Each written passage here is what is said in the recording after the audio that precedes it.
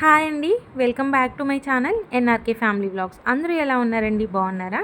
నేనైతే చాలా చాలా బాగున్నాను. మీ అందరూ ఎలా ఉన్నారో అయితే నా కామెంట్ సెక్షన్లో పిన్ చేయండి.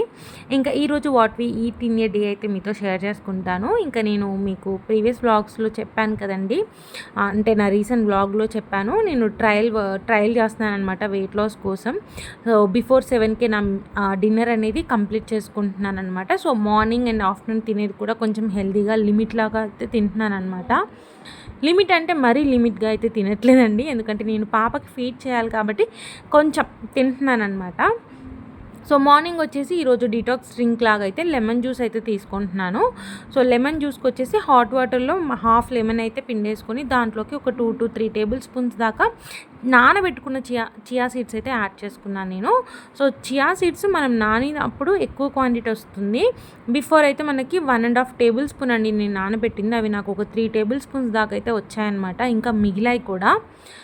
ఇక్కడ వచ్చేసి ఒక 3 టేబుల్ స్పూన్స్ అయితే తీసుకున్నాను నేను. ఇంకా అలాగే నేను హనీ కూడా యాడ్ చేసుకొని ఇంకా ఈరోజు మార్నింగ్ డ్రింక్ అయితే ఇలా సింపుల్గా కంప్లీట్ చేసుకున్నాను అనమాట. నెక్స్ట్ బ్రేక్ఫాస్ట్కి వచ్చేసి నేను ఈరోజు రాగి దోశ అయితే చేయబోతున్నాను. సో ఎందుకో తెలియదండి, ఇంట్లో పప్పు నానబెట్టకపోతే అస్సలు పెట్టబుద్ధి కాదండి. ఊరు నుంచి వచ్చిన తర్వాత నేను ఒక్కరోజు కూడా పప్పు నానబెట్టలేదండి. నాకు ఎందుకో తెలీదు, అలా డిలే చేస్తే నాకు అస్సలు నానబెట్టబుద్ధి కాదనమాట. అదొకటి ఉంది నాకు. చేస్తే కంటిన్యూస్గా అయిపోయిన వెంటనే నానబెట్టుకుంటాను, బట్ చేయకపోతే అస్సలు నానబెట్టను. సో మీలో కూడా నాలాగా ఎవరైనా ఉంటే మాత్రం నాకు డెఫినెట్గా కామెంట్ సెక్షన్లో పిన్ చేయండి. సో అలా మర్చిపోయి ఏంటి అంటే ఇన్స్టెంట్గా అప్పటికప్పుడు అయిపోయే టిఫిన్స్ ఆలోచించుకొని చేస్తానన్నమాట. లైక్ ఉప్మా, సేమియా ఉప్మా, ఇంకా ఇలా రవ్వ దోశ ఇలా అయితే చేస్తూ ఉంటానన్నమాట. ఈరోజు అయితే రాగి దోశ చేసుకుందామని చెప్పేసి రాగి పిండి నాకు ఇంట్లో పాపకి మొన్న ప్రిపేర్ చేశానమాట, అది నాకు ఉంది.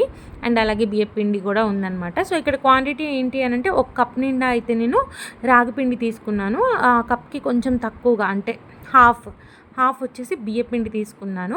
ఇంకా ఒక 2 to 3 టేబుల్ స్పూన్స్ దాకా అయితే ఉప్మా రవ్వ అనమాట, సూజీ రవ్వ అని కూడా అంటారు. ఇంకా తీసుకొని మనకి టేస్ట్కి తగ్గట్టు సాల్ట్ అయితే యాడ్ చేసుకొని కొంచెం వాటర్ అయితే యాడ్ చేసుకుంటూ మనం దోశ కన్సిస్టెన్సీ వచ్చేలాగైతే చేసుకోవాలి. సో ఇందులో ఇంకొకటి కూడా యాడ్ చేశానండి నేను, కర్డ్ అనమాట. సో కర్డ్ కూడా కొంచెం, అది కూడా ఆప్షనల్ అండి. కర్డ్ అనేది మీకు నచ్చితే వేసుకోవచ్చు, లేదంటే లేదనమాట. సో నేను ఒక 2 టేబుల్ స్పూన్స్ కర్డ్ అయితే యాడ్ చేసుకున్నాను. ఇలా వాటర్ పోసేసుకొని ఉండలు లేకుండా అయితే మిక్స్ చేసుకుంటున్నాను అనమాట. సో అలా నాకు దోశ బ్యాటర్ అయితే రెడీ అయిపోయింది. సో దీన్ని ఇప్పుడు నేను ఒక 15 నుంచి 20 మినిట్స్ అయితే పక్కన పెట్టుకుంటున్నానండి. సో మంచిగా నానితే మనకి దోశ అనేది బాగా వస్తుంది. సో ఆఫ్టర్ 15 to 20 మినిట్స్ తర్వాత ఇంకా నేను ఇక్కడైతే దోశ అయితే వేస్తున్నాను. సో ఇదైతే ఈ నాన్ స్టిక్ ప్యాన్ మీద అయితే వేస్తున్నానండి. దీంట్లో ఏంటంటే నాకు వేయంగానే మంచిగా దోశలు వస్తాయన్నమాట.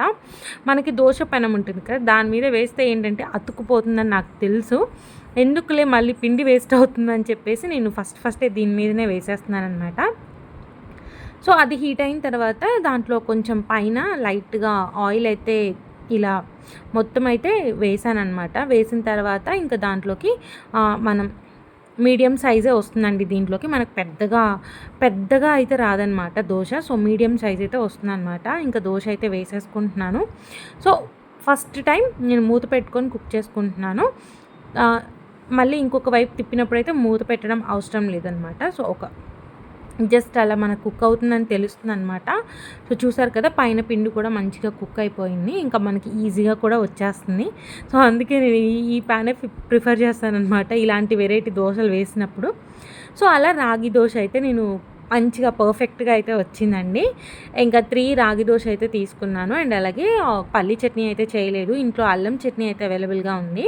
మొన్న ఊరు నుంచి వచ్చేటప్పుడు నాకు అత్తయ్య అయితే చేసి ఇచ్చారనమాట. సో ఆ అల్లం చట్నీ వచ్చేసి మ్యాంగోతో చేసిన అల్లం చట్నీ అండి. సో చాలా అంటే చాలా బాగుంది. మీకు కూడా రెసిపీ కావాలని అంటే నాకు కామెంట్ సెక్షన్లో పిన్ చేయండి, డెఫినెట్గా నేనైతే షేర్ చేస్తాను. ఇంకా అలా నా బ్రేక్ఫాస్ట్ అయితే కంప్లీట్ అయిపోయిందండి.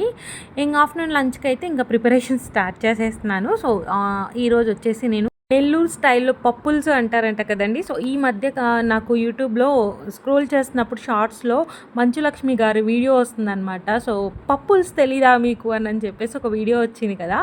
సో అది ఏంటి అంత స్పెషలా, ఈరోజు ట్రై చేద్దామని చెప్పేసి అయితే ఈరోజు ట్రై చేస్తున్నాను. సో దానికోసం అయితే నేను ఇక్కడ 1 tea glass, small tea glass కందిపప్పు అయితే తీసుకొని వాష్ చేసేసుకున్నానమాట.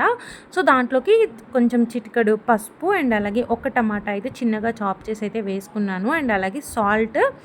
సో వాళ్ళేంటంటే నేను చూసిన వీడియోస్‌లో ఓన్లీ పచ్చిమిర్చియే యాడ్ చేశారనమాట. సో నేనేంటంటే ఒక 2 పచ్చిమిరపకాయలు అండ్ అలాగే 2 ఎండుమిరపకాయలు అయితే యాడ్ చేసి కొంచెం సాల్ట్ కూడా యాడ్ చేసేసుకొని నేను 3 విజిల్స్ వచ్చే వరకు అయితే కుక్ చేసుకున్నాను. సో పప్పు మనకి నా కుక్కర్ అయితే కొంచెం ప్రాబ్లమ్ ఉంది కాబట్టి నేను కొంచెం ఎక్కువ విజిల్స్ అయితే రానిస్తానండి. సో మనకి పప్పు కుక్ అయ్యేంత వరకు విజిల్స్ రానివ్వాలన్నమాట.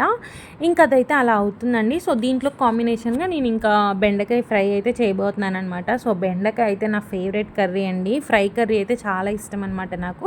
పులుసు కూడా చాలా బాగా తింటాను, బట్ ఎక్కువగా ఫ్రై అయితే ప్రిఫర్ చేస్తానమాట. ఇంకా సమ్మర్లో ఇలాంటి ఫ్రై కర్రీస్ తినేటప్పుడు పక్కగా నాకు ఖచ్చితంగా ఏదైనా రసం కానీ పప్పుచారు కానీ ఏదైనా ఒకటి ఉండాలండి. సో అందుకే ఈరోజు ఆ పప్పు పులుసు చేస్తున్నాను కాబట్టి ఇంకా బెండకాయలు అయితే మార్నింగ్ మా వారైతే తీసుకొచ్చారనమాట. ఇంకా అవైతే కర్రీ చేస్తున్నాను. సో ఇదైతే అందరికీ తెలిసిన రెసిపీ అనమాట. ఇంకా అది అక్కడ ప్రాసెస్ అయ్యేంతలోపు ఇక్కడ నాకైతే పప్పు అయితే కుక్ అయిపోయింది. సో ఇంకా మనకేంటంటే పప్పు పులుసు అంటేనే పులుసులాగా ఉండాలన్నమాట. సో ఇంకా అది కుక్ అయిన తర్వాత ఇలా పప్పు గుత్తితో బాగా మెతిపేసుకుంటున్నానండి నేను. సో చూడాలి టేస్ట్ ఎలా ఉంటుందో. సో కొంతమంది చింతపండు వేసుకుంటున్నారు, బట్ నేనైతే చింతపండు వేయకుండా నిమ్మకాయతో అయితే చేస్తున్నానమాట. ఇంకా పప్పు గుత్తితో మెతుక్కున్న తర్వాత ఇక్కడ నేను తాలింపు అయితే పెడుతున్నానండి. సో తాలింపులోకి వచ్చేసి ఆయిలు, ఆవాలు, జీలకర్ర, ఎండుమిర్చి, కరివేపాకు, పచ్చిమిర్చి, ఆనియన్స్ అనేవి కొంచెం పొడుగ్గా కట్ చేసుకోవాలన్నమాట దీనికి.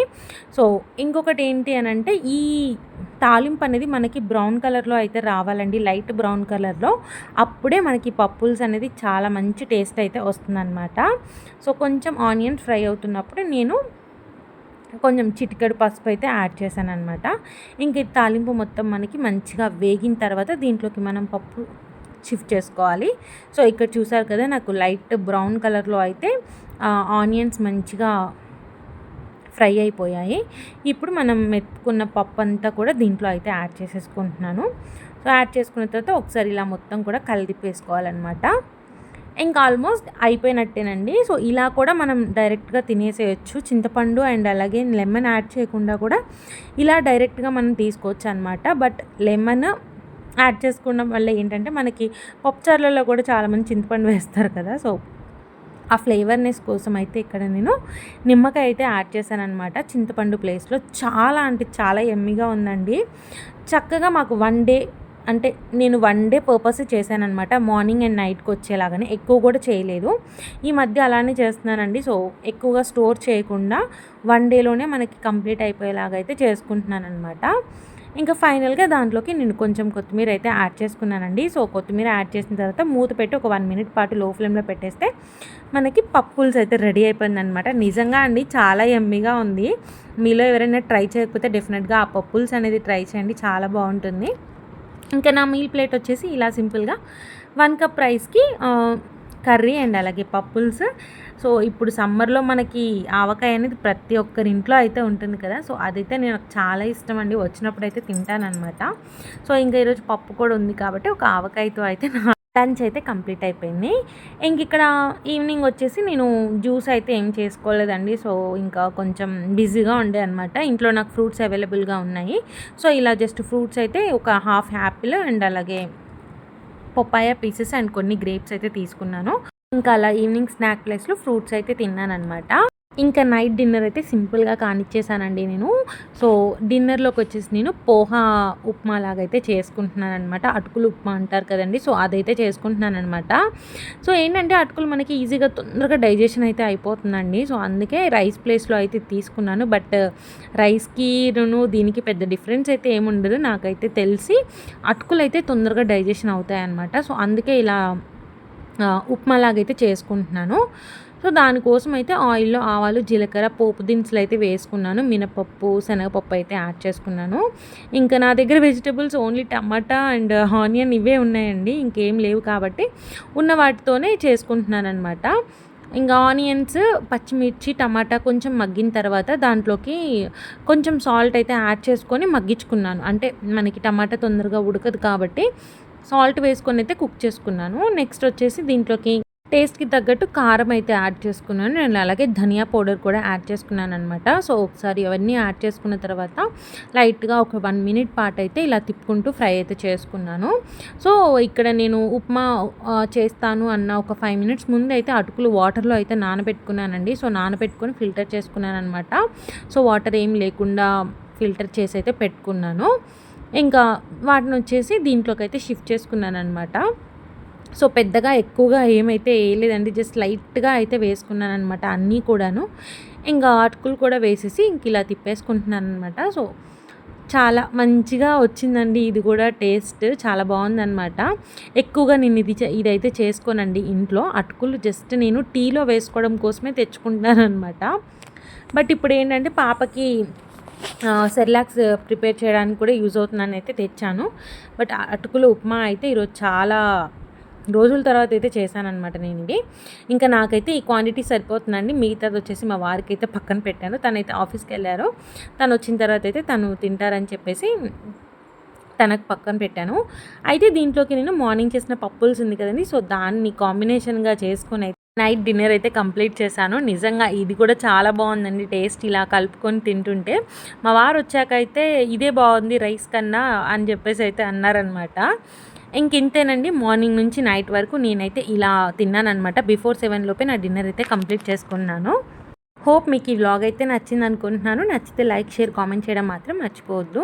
అండ్ అలాగే మీలో ఎవరైనా నా ఛానల్‌ని ఫస్ట్ టైం చూసినట్టయితే ఒకసారి నా ప్రీవియస్ వ్లాగ్స్ చెక్ చేయండి. మీకు నచ్చితే నా ఛానల్‌ని సబ్స్క్రైబ్ చేసుకోండి. Thank you so much for watching this full video అండి. బాయ్ అండి. బాయ్.